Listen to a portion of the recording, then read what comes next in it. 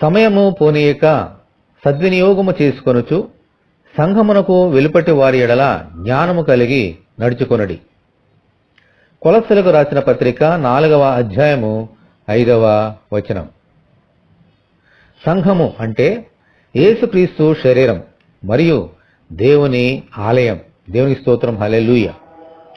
దేవుని బిడ్డలుగా మన సమయాన్ని వృధా చేయక సద్వినియోగము చేసుకోవాలి అంటే క్రమముగా దేవుని మందిరమునకు వెళ్ళి దేవుని ఆరాధన చేసి దేవునికి ప్రార్థన చేసి దేవుని వాక్యమును విని దానికి లోబడినప్పుడు మనము ఆయన శరీరములో అవయవములుగా అంటుకట్టబడతాం.